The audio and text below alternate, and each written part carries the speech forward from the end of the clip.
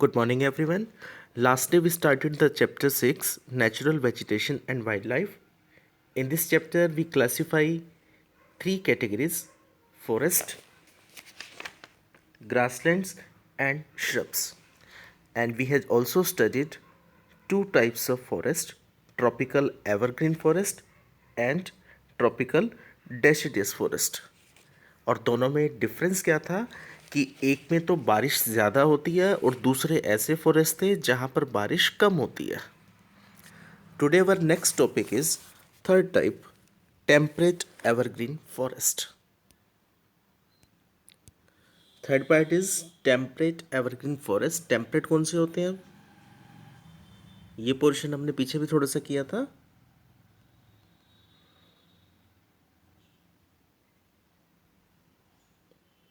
तो यहाँ इस पोर्शंस के अंदर जितने भी हैं ये कौन से आते हैं? Temperate. Temperate evergreen forest. The temperate evergreen forests are located in the mid-latitudinal coastal region. कहाँ होते हैं ये? कोस्टल रीजन्स के ऊपर 30 to 60 डिग्रीज का जो एरिया है. They are commonly found along the eastern margin of the continents. For example, South East USA, South China, and in Southeast Brazil.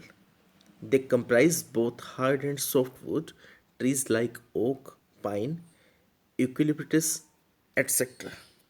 और इनकी जो लकड़ी है, जो इसकी वुड है, वो किस काम आती है? हार्ड और सॉफ्ट दोनों तरह की ये होती है. जो फर्नीचर बनाने के काम आती है और जो आपके बैट्स होते हैं, बैट बॉल खेलते हैं आप, तो उस बैट बनाने के काम आती है ये. टेम्परेट एरियाज़ के अंदर साइक्लोन ज़्यादा आते हैं, बारिश ज़्यादा होती है, इसलिए इनको नाम दिया जाता है temperate evergreen forest. This is the picture of temper evergreen forest area. कितने घने पेड़ हैं यहाँ पर. And next is last video lecture के अंदर हमने पढ़ा था जो, तो उसमें भी दो ही तरह के टाइप्स थे, एवरग्रीन और डेसिडस. बस वहाँ पर नाम थोड़ा सा अलग था. वो क्या था? Tropical. Tropical evergreen and temperate यहाँ पे हो रहा है. तो उसमें क्या था? एक में एवरग्रीन थे और एक में डेसिडस में क्या था? पत्ते झड़ने शुरू हो जाते हैं. ये एक पहचान है ड्राई सीजन्स की, डेसिडस फॉरेस्ट की. As we go towards higher latitudes, तो जैसे जैसे हम हायर लैटिट्यूड्स की तरफ जा रहे हैं, they are more temperate deciduous forest. तो वहाँ पे क्या है? डेसिडस फॉरेस्ट है. These are found in the north eastern part of USA, China, New Zealand, and also found in the coastal regions of western Europe. कहाँ पे मिलते हैं ये? North eastern part of USA, China, New Zealand, Chile, and also found in coastal regions of western Europe. और identify कैसे करते हैं हम? जैसे लास्ट में हमने किया था पिछले पार्ट पोर्शन के अंदर. तो वहाँ पे क्या था? डेसिडियस फॉरेस्ट की पहचान क्या होती है? They shed their leaves in the dry season. Evergreen के अंदर जो फॉरेस्ट है वो हमेशा एक जैसे बने रहते हैं बारिश की वजह से.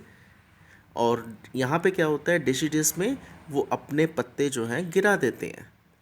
The common trees are oak, ash, beech. और जो वाइल्ड एनिमल्स यहाँ पर मिलते हैं वो कौन कौन से हैं? Deer, foxes, wolves, and the animals commonly found. ये कौन से एनिमल्स हैं जो यहाँ पर पाए जाते हैं? Birds like pheasants, monals are also found here. और कुछ इस तरह के बर्ड्स भी यहाँ पर मिलते हैं. We may see in this pictures a picture of temperate deciduous forest, and these are the birds which are found in this region, temperate deciduous forest. Next is Mediterranean vegetation. अब tropical और temperate का portion तो हमारा पीछे cover हो चुका है। Next part जो है हमारा मेडिटेरियन वेजिटेशन। मेडिटेरियन सी है हमारा एक, जो कहाँ पे पड़ता है, एशिया, अफ्रीका, यूरोप कॉन्टिनेंट्स के बॉर्डर पर। ये क्या है, एक सी है, एशिया, अफ्रीका, यूरोप कॉन्टिनेंट्स के बॉर्डर पर एक सी है, मेडिटेरियन सी। तो वहाँ से इसका नाम जो है थोड़ा सा कनेक्टेड है, Mediterranean vegetation. You have learned that most of the east and northeast margins of the continents are covered by temperate evergreen and deciduous forest. तो ये चीज़ हम पीछे कवर कर चुके हैं। Margins of the continents are covered by temperate evergreen and temperate deciduous. The west and southwest of the continents are different. West और south west का जो मार्जिन था वो थोड़ा सा अलग था। They have Mediterranean vegetation. तो वो हिस्सा क्या कहलाता है, अब वो पार्ट क्या कहलाता है, Mediterranean vegetation. It is mostly found in the areas around the Mediterranean sea in Europe, Africa and Asia, hence the name. तो ये कहाँ पर मिलते हैं, जो खास करके वही एरिया है जैसे मैंने भी बताया। It is mostly found in the areas around the Mediterranean sea. Mediterranean sea कहाँ पर है, एशिया, अफ्रीका और यूरोप कॉन्टिनेंट्स के बॉर्डर पर एक सी है ये। This kind of vegetation is also found outside the actual Mediterranean region in the California in the USA. और इसके एरियाज कौन से हैं, यूएसए में California, south west Africa, south western, south America and south west Australia. These regions are marked for hot dry summers and mild rainy winters. अब इसकी यहाँ की एक अलग आइडेंटिफिकेशन क्या है, यहाँ पे क्या है, हॉट ड्राई समर्स। समर्स ज़्यादा होती हैं यहाँ पर, गर्मी ज़्यादा होती है, और विंटर्स बारिश के दिनों में हल्की हल्की बारिश होती रहती है, सर्दियों के दिनों में। Citrus fruits such as oranges. यहाँ की वेजिटेशन क्या है, सिट्रस फ्रूट्स, जो हल्के खट्टे तरह के जो फ्रूट्स होते हैं, oranges, figs, olives and grapes are commonly cultivated here because people have removed the natural vegetation in order to cultivate what they want to. There is not much wildlife here. अब क्योंकि ये एक ऐसा area है जहाँ पर residential areas अच्छे हैं, या फिर क्या है, फ्रूट्स के जो गार्डन्स वगैरह हैं, तो उसकी वजह से वाइल्ड लाइफ की जगह जो है बहुत कम रह जाती है यहाँ पे, ना के बराबर है। तो so there is not much wildlife here, ज़्यादा वाइल्ड लाइफ यहाँ पर नहीं है। नेक्स्ट इज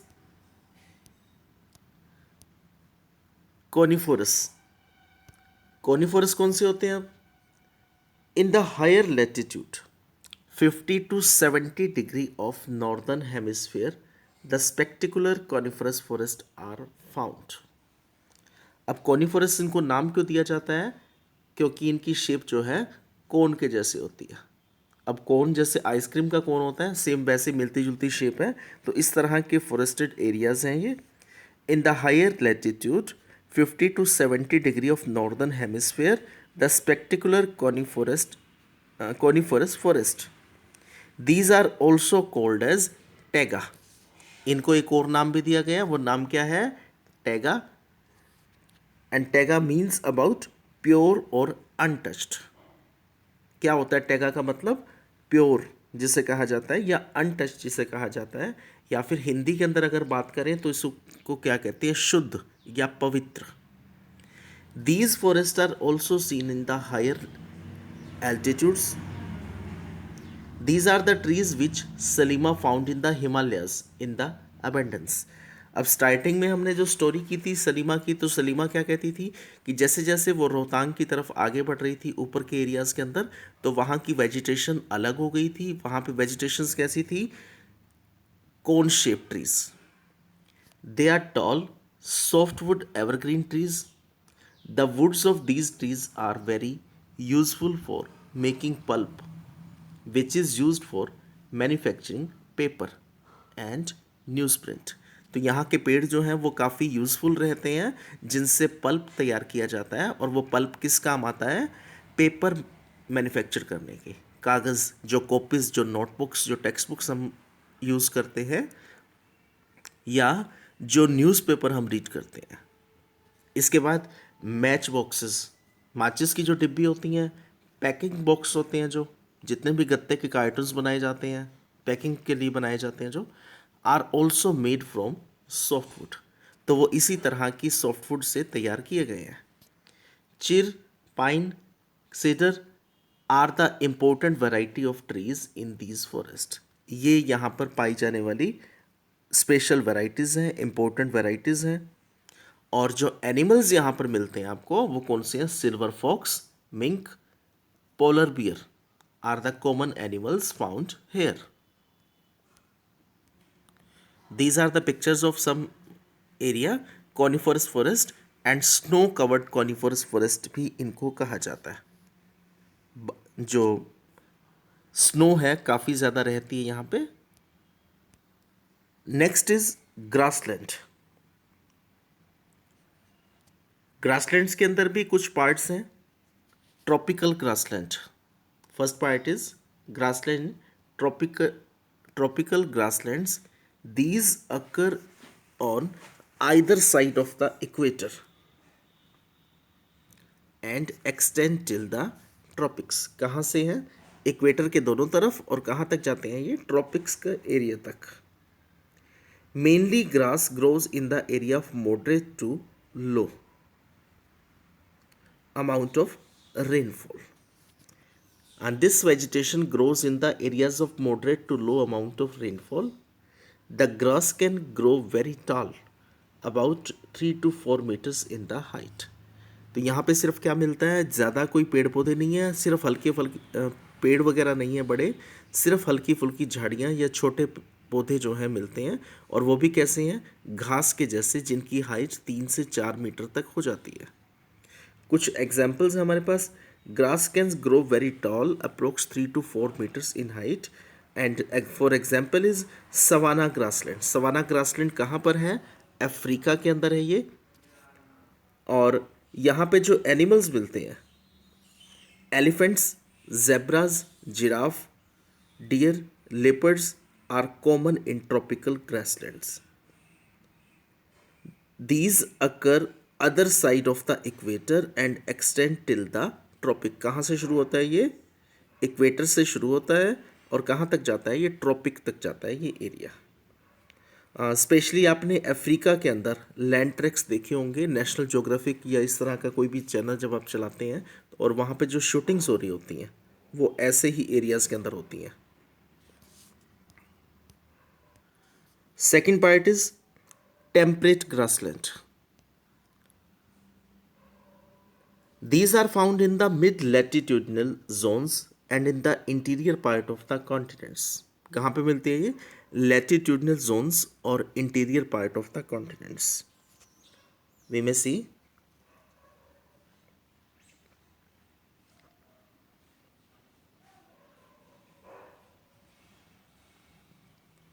तो ये पोर्शन तो क्या था? ट्रॉपिकल। ये पोर्शन है ट्रॉपिकल, और ऊपर का जो पोर्शन है इससे ये आ जाता है temperate.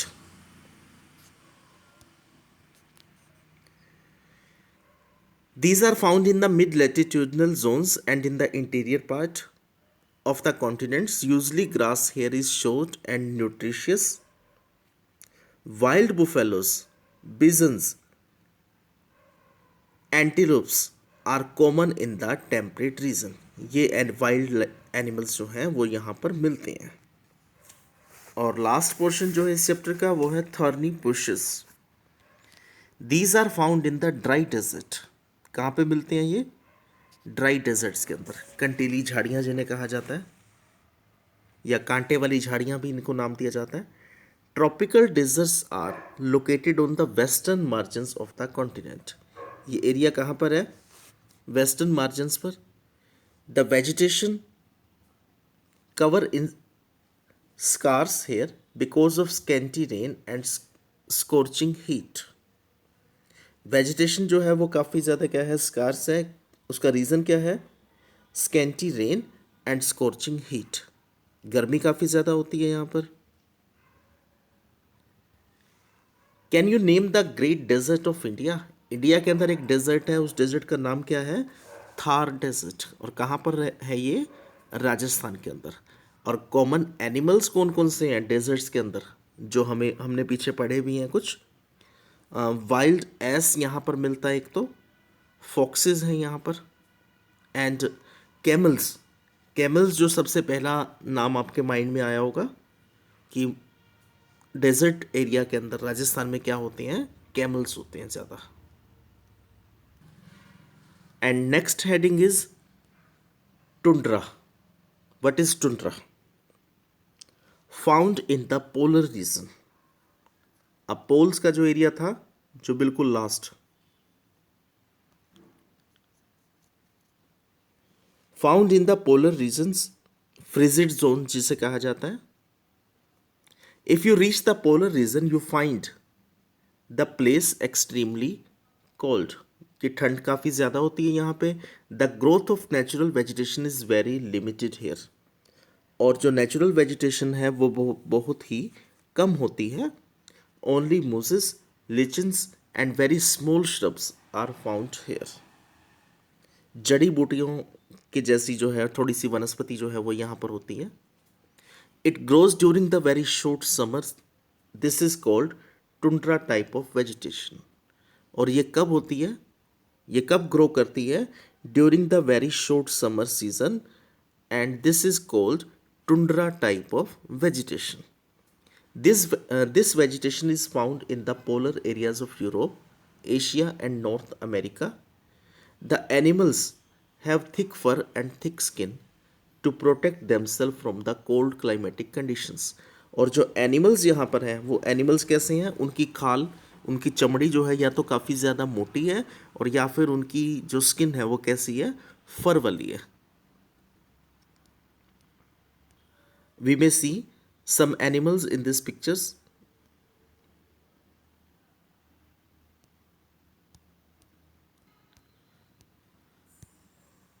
The animals have thick fur and thick skin to protect themselves from the cold climatic conditions, ताकि वो ठंड से अपने आप को बचा सकें। इसलिए उनकी स्किन, भगवान ने ही उनको शायद मोटी बना करके दी है, फर वाली स्किन दी है। और seal, walruses, musk oxen, arctic owl, polar bear and snow foxes are some of the animals found here, जो यहाँ पर पाए जाते हैं। In some of the photographs, Salimas observed that people were cutting trees and clearing the forest. तो सलीमा के father ने उसको कुछ फोटोग्राफ्स दिखाई जहाँ पर लोग जो हैं पेड़ों को काट रहे हैं और जंगलों को साफ कर रहे हैं। Her father explain that the local people wanted there land for agriculture and settlements, कि वो लैंड को यूज़ करना चाहते हैं एग्रीकल्चर के लिए, सेटलमेंट्स के लिए। So they cleared up the forest.